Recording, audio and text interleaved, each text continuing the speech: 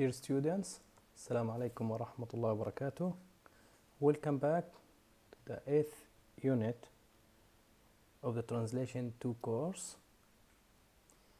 In the previous unit, which is number 7 or unit number 7, we talked about denotative meaning and some translation issues. We defined the denotative meaning. Also, we discussed the translation of synonyms, near synonyms.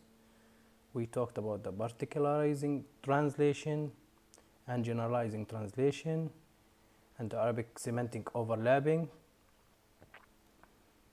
We also talked about the semantic repetition in Arabic and how we translate synonyms and near synonyms, hypronymy and hyponymy in Arabic. And we talked finally about the associative repetition in Arabic. In this unit,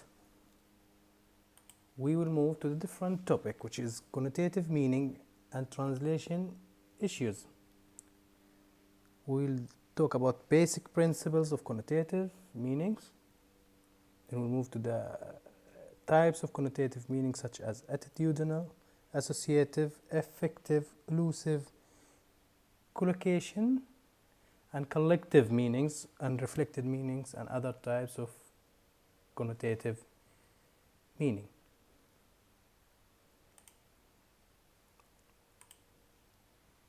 So,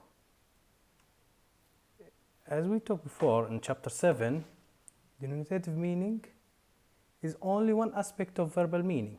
The meaning of a text comprises several different layers, such as referential content, emotional coloring, cultural association, social and personal connotation, and so on. The many-layered nature of the meaning is something translator must never forget while he translates. Even within a single language, synonyms are usually different in their overall semantic effect. For example, compare the clergyman and sky pilot, adder and vapor, go away and piss off, etc. Each of these expressions has overtones that differentiate it from its synonyms. We shall call such overtones as a connotative meaning.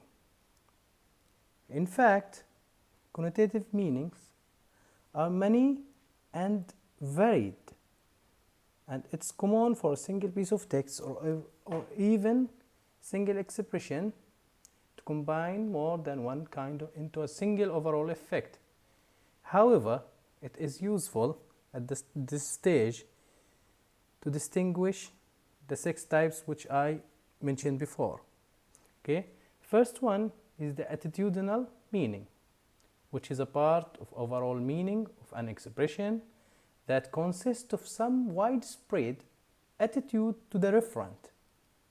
Okay, the expression does not merely denote the referent in a neutral way, but also hints at some attitudes to it. So, for instance, in appropriate contexts, the police or the filth and the boys in the blue are synonyms in terms of denotative content, but they different overall meaning. For example, the police is a neutral expression, but the filth has a pejorative overtones and the boys in blue affectionate ones. These attitudes to the police are not part of denotative meanings of the expression, but it is impossible to ignore them in responding to the expression.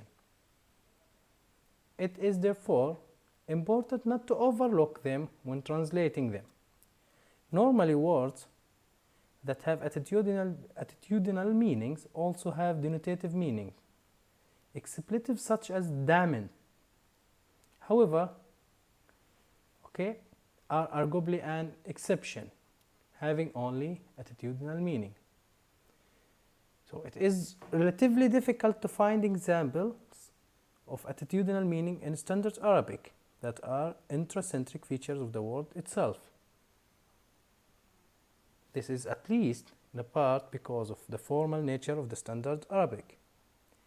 As can be seen from the example which I mentioned before, the boys in the blue versus the police, There is typically a close relation between attitudinal meaning and informality. Formal terms show a markedly smaller tendency to display attitudinal meaning than do the informal terms. The inherent formality of standard Arabic therefore correlate with the relative infrequency of a word having strong attitudinal connotations. This does not mean, however, that the attitudinal meaning is unimportant in translating standard Arabic to English, as an attitudinal meaning can sometimes emerge from the context of usage of a word in an Arabic source text.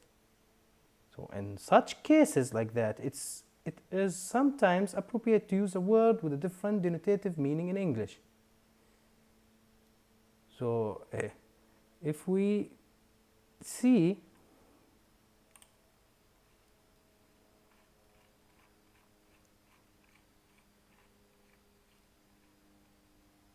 this example باختصار توفر الانقلابات العسكرية الفرص لتحويل قادتها من مناصب عسكرية إلى زعامات سياسية. So this has been translated by First 1999 as, in short, military corps provide their perpetrators with the opportunity to move from military post to political leadership. Okay, it's also important to remember that because English makes widespread use of attitudinal meaning, such meaning is likely to figure in idiomizing translation in particular. In such cases, the translator must ensure that the target text attitudinal meaning does not clash with the context. So in the example from نصار قباني, يا بيروت يا أنثايا من بين ملايين النساء, he said, which translated by Rolf 1995, Beirut, my lady amongst millions of women. Now, in Arabic, أنثى female and امرأة women, plural نساء, have clearly differentiated meanings. أنثى is a hypernomy of امرأة. In the target text, which is the English, however, the translator, Rolf, has used lady and women. Lady and women are synonyms in English.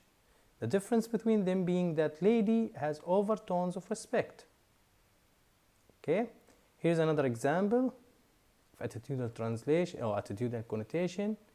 Translation is provided by the extract concerning the behavior of Siberian troops toward Kosovo Albanians, taken from an article on the subject that is very sympathetic to the Albanian side. وَلَقَدْ رَاحُوا يَقْتَحِمُونَ الْبُيُوتِ بَيْتًا بَيْتًا. So they have raided homes one by one. Here, homes can be constructed with its near synonym house or houses. House is a neutral word in English, whereas home has a warm emotional connotation.